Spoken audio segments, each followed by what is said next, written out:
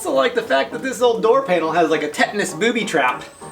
Yeah, this is fresh coat of gasoline and then just light it on fire. Should really make this look nicer.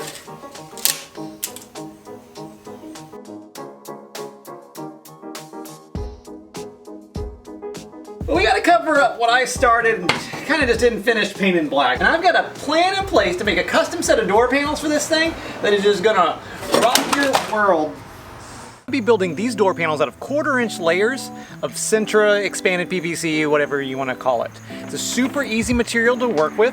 It has very similar fabrication properties like wood, except it's waterproof. You can route it, you can cut it, you can slice it. All of your tools that work for wood will also work for expanded PVC. But while I got you here, let's take some time to talk about the 3 main types of cute guys get custom door panels. First one, well, they don't really need me. They come to me and be like, I want custom door panels, and I'm like, all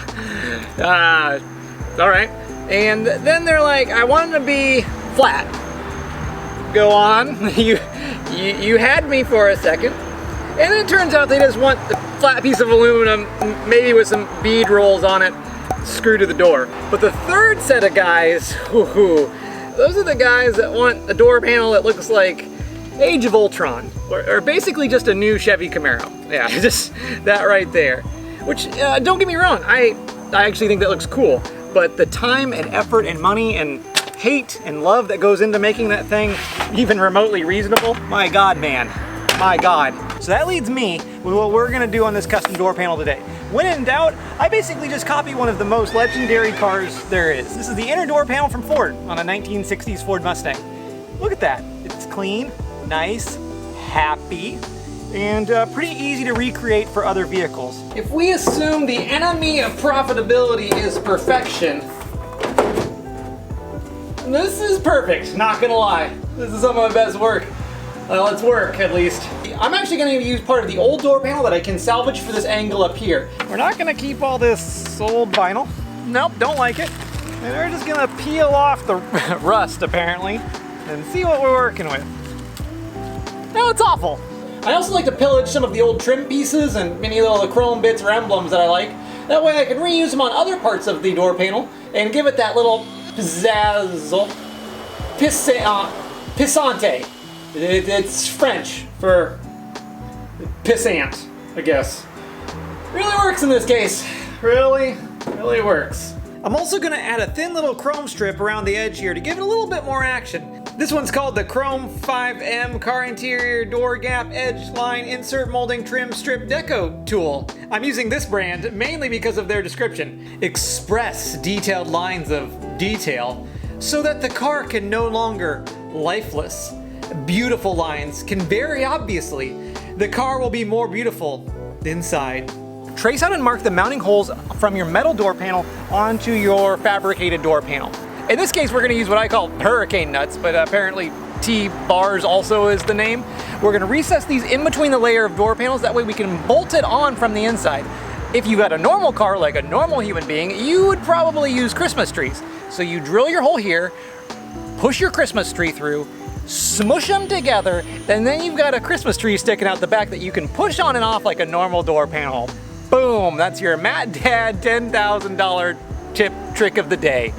It's not gonna get better from here, people. It's probably just gonna go downhill. Don't get me wrong, just because I said I don't like building crazy 3-dimensional door panels doesn't mean we need some 3D-ness in our life. No, we're gonna get a little of that. Which goes back to why I like to make the main door panel 2 pieces. This allows you to recess the center section into one of the other pieces, making it so everything is at a different height, not looking like you just slammed a board on your door. Let's call it a day, boys. The best we've done is, well, yet to be, well, I'm kind of done. Yeah. So here's that sweet, sweet center panel I mentioned earlier. You can see it's got a nice swoopy line here, a nice angry line out back, and just a little bit of lift off right where you need it on the bottom.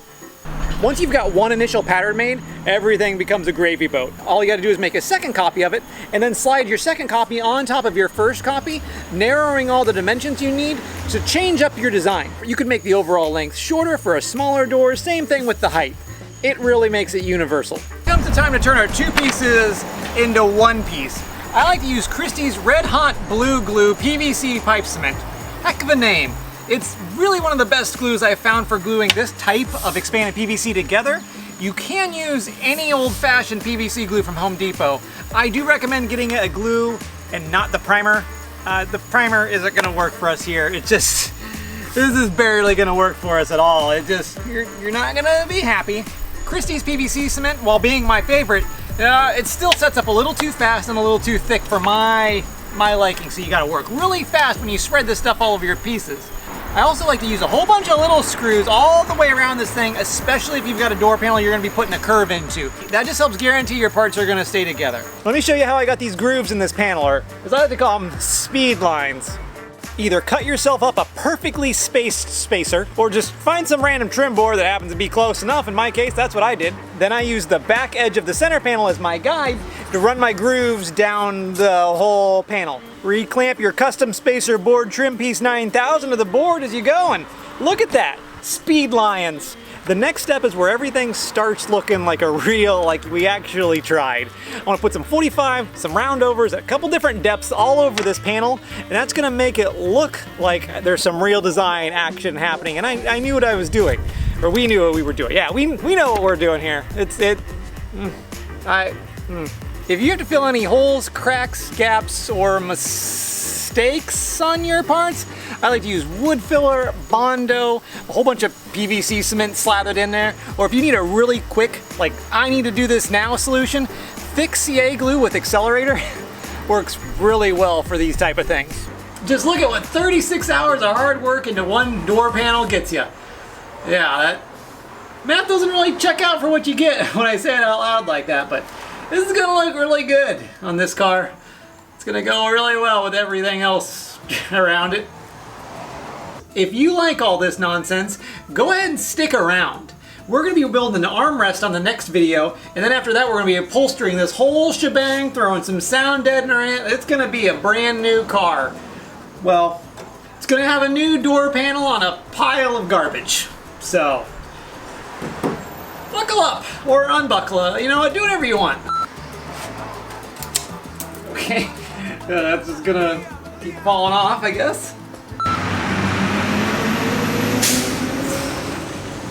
Nothing like a blow-off valve of a Ryder moving truck to get you really something in the morning. The next step is to be putting some angles in your pieces. I like to use a 45 degree